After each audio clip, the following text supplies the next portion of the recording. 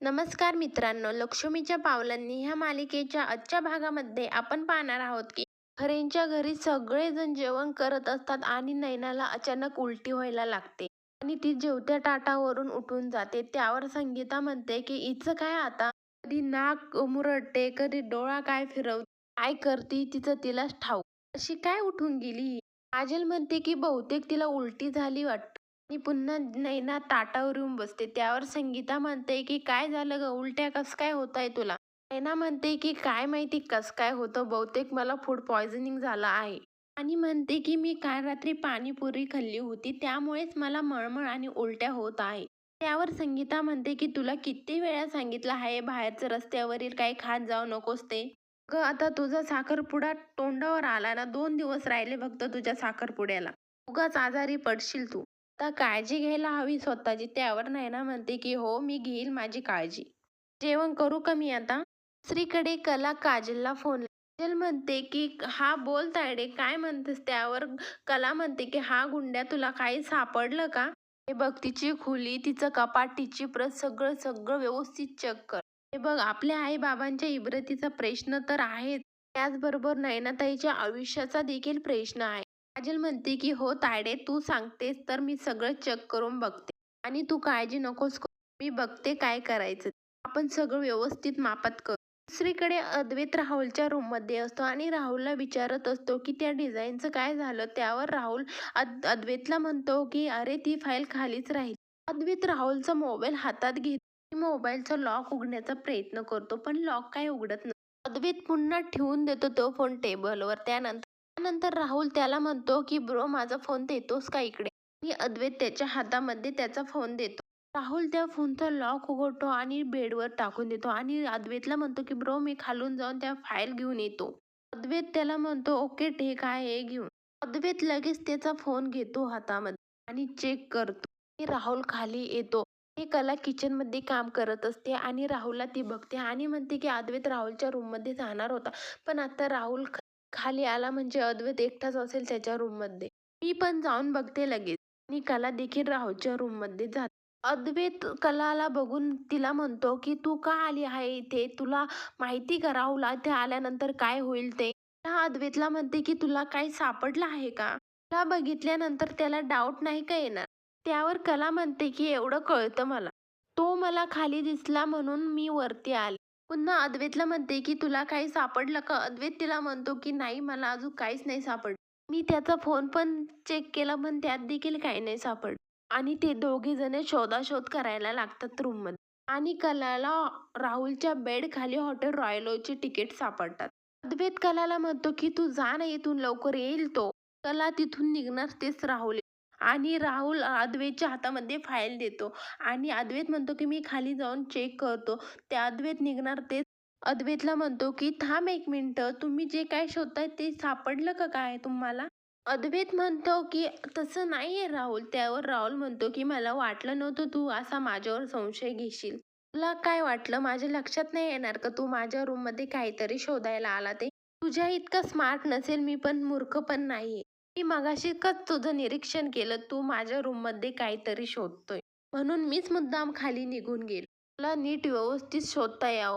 राहुल म्हणतो की तू स्पष्ट विचारलं असतं तर मी तुला सगळं खरं खरं सांगितलं असतं.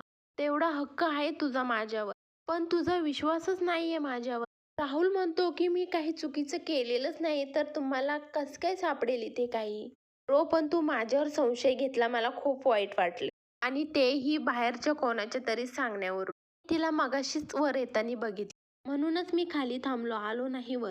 मला वाटलं तुम्ही मनसोक्त सगळं तपासा, चेक करा, शोधा. आज मी आलो असतो तर तुम्हाला शोधता नसतं आलं. ब्रो, आता तरी तुझी खात्री पटली असेल की माझी काही चुकी नाहीये म्हणून. ब्रो, तू आधी पेढीचा हिशोब देखील चेक नाही करायचा, आता तुला तेही चेक करावं असं वाटतंय. अद्वैत फाईल खाली ठेवतो आणि तिथून निघून जातो. त्या देखील अद्वैतच्या पाठोपाठ निघून जाते. त्यांच्या घरी काजल नैनावर लक्ष ठेवून असते. तिला नैनाची रूम चेक करायची असते. नैनाच्या रूम मध्ये घुसते. नैनाला म्हणते की दिदे तू इकडेच. त्यावर नैना तिला म्हणते की काय काय कटकट आहे तुझी, काय काम आहे तुझं? काम असेल तर इथं थांब, नाही तर लगेच निघ. काजल म्हणते की हो आहे ना, तुला आईना किचन मध्ये बोलावलं आहे, नैना म्हणते की मी किचनमध्ये नाही जाणार. नैना म्हणते की माझे नेल्स अजून ड्राय नाही झालेले आहे. नेल्स ड्राय झाल्यानंतरही मी किचनमध्ये जाणार नाही. त्यावर काजल तिला म्हणते की बघा तू, तू गेली नाहीस तर आई पुन्हा तुझ्यावर रागवेल. नैना उठते आणि तिथून निघून जाते. काजल लगेच तिची रूम चेक करायला लागते. कपाट चेक करते आणि तिला त्याच्यात हॉटेल रॉयलची बिल भेटते.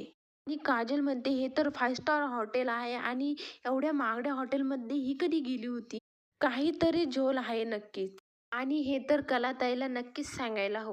तर त्या बिलचे फोटो काढते मोबाईलमध्ये आणि पुन्हा ठेवून देते कपाटामध्ये. परत नैना येते आणि काजलला म्हणते की काय गं काजल, तू मला काय म्हणाली होतीस आणि मला हाक मारली, तुला किचनमध्ये बोलावलं म्हणून म्हटली होतीस ना तू? ना तर मला बोलावलंच नव्हतं. खोटरडी आहेस तू, खोटं बोललीस माझ्याशी. आवड कुठली, जा आता इथून.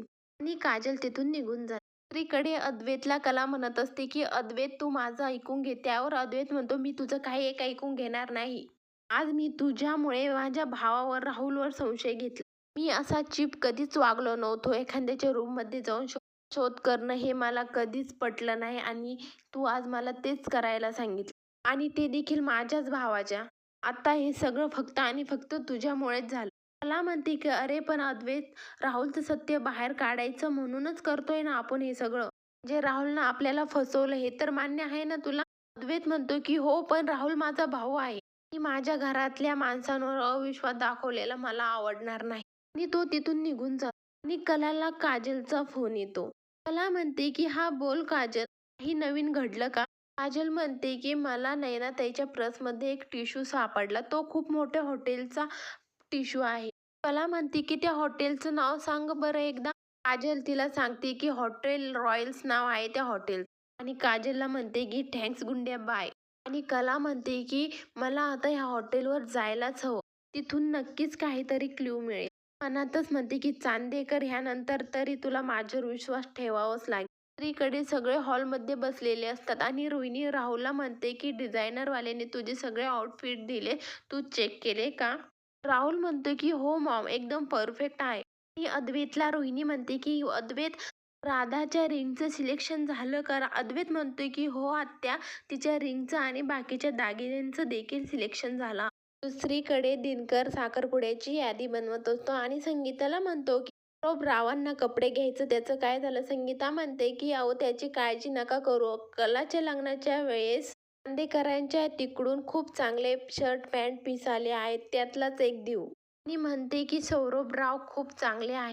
तर तिच्या हातामध्ये रिंगचा बॉक्स देतो आणि ती उघडून बघते तर संगीता म्हणते अहो तुम्ही ही कुठून आणली आहे? शंकर म्हणतो की माझी जी चैन होती ना ती मी मोडली आणि त्याची अंगठी करून घेतली. आपल्याला आता नैनाचं लग्न महत्वाचं आहे.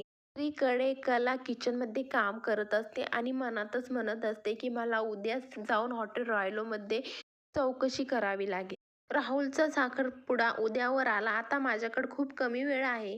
एवढ्यात रोहिणी कलाला आवाज देते आणि म्हणते की कला 1 मिनिट येतेस का इकडे? कला म्हणते की हो. आणि रोहिणी कलाला म्हणते की तू डेकोरेशनचं बघ, तू खूप छान डेकोरेशन करते. नैनाच्या संगीताच्या वेळेस तूच केलं होतं ना, खूप छान होतं ते. कला म्हणत असते की बापरे, मी जर डेकोरेशनच्या कामामध्ये अडकले तर मी बाहेर जाऊन कधी चौकशी करणार आणि मला कसंही करून बाहेर जायलाच हवं. तरी देखील कला रोहिणीला म्हणते की मॅडम मी करेन डेकोरेशन. रोहिणी सगळ्यांना वेगवेगळी कामे वाटून देते. त्यानंतर सगळे तिथून निघून जातात. अद्वैत मागेच कला लगेच निघते आणि अद्वैतला म्हणते की अद्वैत मला बोलायचं होतं तुझ्याशी. त्यावर अद्वैत म्हणतो आता काय आहे बोलायचं आहे तुला? अद्वैत म्हणतो की तू पुन्हा एकदा राहुलबद्दल बोलणार असशील तर मला काही एक इंटरेस्ट नाही. आणि म्हणतो की तुझ्याकडे पुरावे असतील तेव्हा आपण बोलूयात. कला म्हणते की ठीक आहे. कला म्हणते की मी तुला खूप महत्वाचं काहीतरी सांगणार होते. पण आता तू म्हणतोस तसं. आता पुरावे मिळाल्यानंतरच बोलू. आणि कला तिथून निघून जाते. त्यानंतर साखरपुड्याची तयारी चालू असते. आबा रजनीला म्हणतात की सगळं व्यवस्थित चालू आहे ना? त्यावर रजनी म्हणते हो आबा, सगळं व्यवस्थित झालं आहे. आणि काळजी करू नका. काय असेल नसेल ते मला सांगा. अद्वैत देखील तिथे येतो. अद्वैत आणि सोहम बोलत असतात आणि आबा तिथे येतात आणि अद्वैतला म्हणतात की अद्वैत तू निमंत्रणाची यादी एकदा डोळ्याखाली घालून घे. अद्वैत म्हणतो की हो आबा. कला अद्वैतला खुणवत असते पण अद्वैत तिला काहीच प्रतिसाद देत नाही. पण कला मनातच म्हणते की असं काय आहे हा, आता जे होईल ते, पण मला आता उशीर करायला नकोय, मला जायलाच हवं. दुसरीकडे खरेच्या घरी देखील साखरपुड्याची तयारी चालू असते आणि काजल मोठ्याने ओरडून सांगते संगीताला की आई गुरुजी आले आहेत. संगीता गुरुजींना म्हणते की तुमच्यासाठी काही आणू का? त्यावर गुरुजी म्हणतात की आता काही नको, साखरपुडा वेळेत झाला पाहिजे. मी काल सांगितलेल्या यादीप्रमाणे सगळं आणलं आहे ना? संगीता म्हणते हो आणलं आहे. दुसरीकडे कला बाहेर जायला निघते आणि रोहिणी म्हणते की अगं कला कुठे चाललीस तू एवढ्या गडबडीत? त्यावर कला म्हणते की मी बाहेर जाऊन बघते डेकोरेशन कसं झालं आहे ते. रोहिणी म्हणते की खूप छान झालं आहे, तू खूप छान डेकोरेशन केलं आहे, खूप सुंदर आहे. आणि कलाला म्हणते की थँक्यू. कला निघते तिथून. जात असताना मनात म्हणते की मी याला नावून सांगितलं आहे पण त्याला कळालं पाहिजे. मी त्याला मेसेज करून ठेवते, जेव्हा बघेल तेव्हा त्याला कळेल तरी. भागात आपण बघणार आहोत की नैनाला सौरभ अंगठी घालत असताना नैना चक्कर येऊन पडते आणि सौरभ तिला चेक करतो. त्यावर दिनकर त्याला म्हणतो की काय झालं आहे आमच्या नैनाला? नैना प्रेग्नेंट असल्याचं सत्य सौरभ खरे फॅमिलीला सांगेल का? बघूयात उद्याच्या भागामध्ये. पुढील भागाच्या डेली अपडेट पाहण्यासाठी शिवानी मराठी चॅनलला सबस्क्राईब करा. धन्यवाद.